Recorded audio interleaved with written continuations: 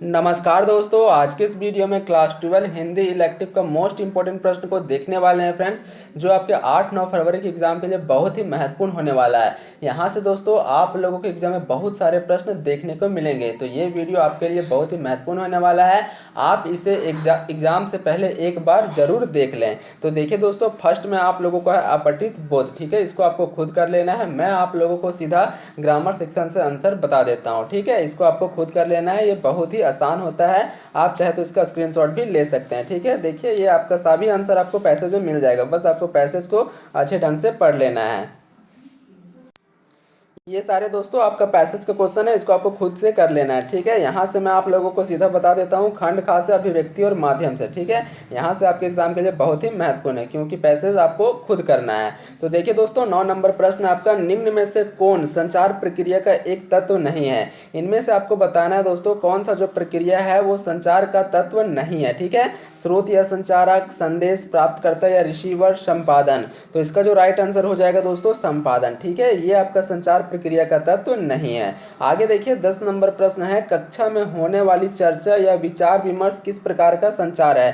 कक्षा में जो विचार विमर्श होता है दोस्तों, ये बहुत लोगों के बीच होता है, तो ये समूह संचार कहलाएगा, ठीक है। ऑप्शन नंबर ए इसका बिल्कुल राइट आंसर है। 11 नंबर प्रश्न देखिए, 11 नंबर जो प्रश्न है वो आपका, निम्न में से कौन जनसंचार का एक प्रमुख कार्य नहीं है। इनमें से आपको बताना है दोस्तों, कौन सा जो है वो आपका जनसंचार का प्रमुख कार्य नहीं है। ये दोस्तों, ये सवाल आपके एग्जाम में 5 नंबर का पूछा जाएगा, ठीक है। तो इसको आपको याद कर लेना है कि जनसंचार किसे कहते हैं और इसके जो है वह उद्देश्य क्या है, इसका कार्य क्या है, ठीक है। ये आपको याद कर लेना है, ठीक है। यहाँ से पूछा गया है कि जनसंचार का प्रमुख कार्य कौन सा नहीं है, तो इसका सही आंसर हो जाएगा आपका संपादन करना, ठीक है। ये आपका जनसंचार का कार्य नहीं है। बाकी आपका सूचना देना, शिक्षित करना, मनोरंजन करना, ये आपका जनसंचार का कार्य है।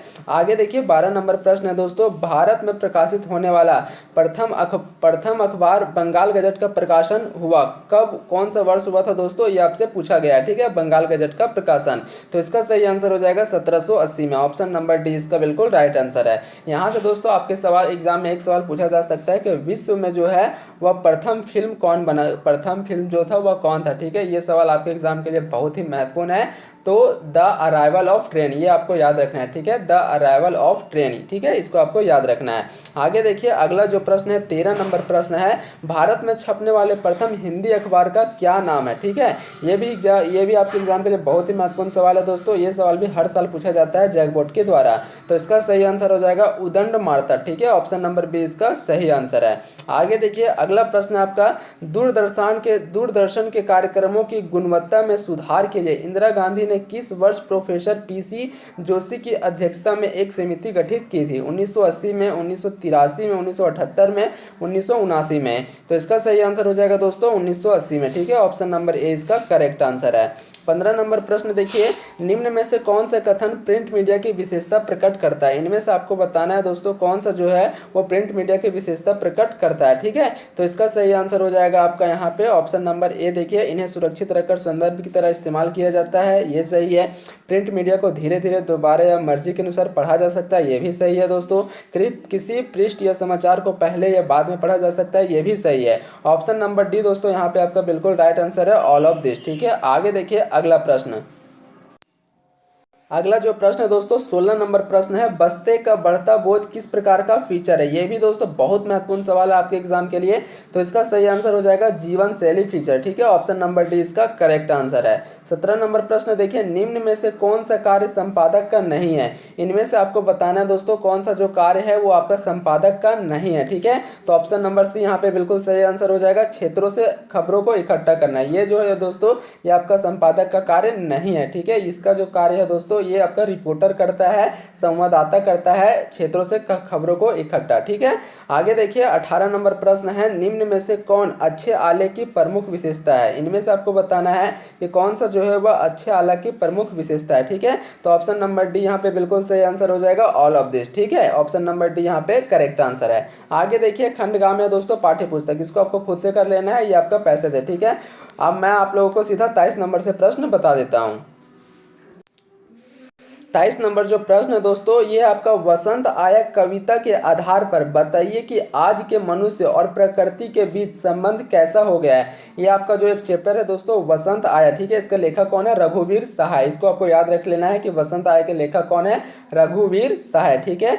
यहाँ पे बताना है इस कविता के अनुसार कि आज के मनुष्य और प्रकृति के बीच संबंध कैसा हो गया है, ठीक है। तो इसका सही आंसर हो जाएगा संबंध टूट गया है। ऑप्शन नंबर बी इसका करेक्ट आंसर है। 24 नंबर प्रश्न देखिए, तोड़ो किस प्रकार की कविता है, ठीक है। तो ये दोस्तों आपका उद्बोधनपरक है, ठीक है। ऑप्शन नंबर ए इसका बिल्कुल सही आंसर है। आगे देखिए 25 नंबर प्रश्न है, जीवन के अंतिम मोड़ पर देवसेना द्वारा ठुकराने के पश्चात स्कंदगुप्त कौन सा व्रत लेता है। ये बहुत महत्वपूर्ण सवाल है दोस्तों, ये हर साल पूछा जाता है जैक के द्वारा और इस साल भी पूछा जाएगा। तो इसका सही आंसर हो जाएगा आजीवन अविवाहित रहने का, ठीक है। ऑप्शन नंबर बी इसका करेक्ट आंसर है। आगे देखिए 26 नंबर जो प्रश्न है, कवि ने अपनी पुत्री का तर्पण किस प्रकार किया, ठीक है। तो ऑप्शन नंबर ये यहाँ पे दोस्तों आपका बिल्कुल सही आंसर है, अपने समस्त पुनीत कर्मों की पुत्री को अर्पित कर, ठीक है। ऑप्शन नंबर ए इसका बिल्कुल सही आंसर है।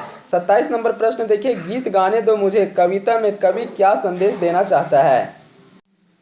इसका करेक्ट आंसर हो जाएगा दोस्तों ऑप्शन नंबर ए, ठीक है। निराशा में आशा का संचार करना चाहता है। ऑप्शन नंबर ए इसका करेक्ट आंसर है। आगे देखिए दोस्तों 28 नंबर प्रश्न है, ये आपका पैसेज दोस्तों आपको खुद से कर लेना है। मैं सीधा आप लोगों को 32 नंबर से प्रश्न बता देता हूँ।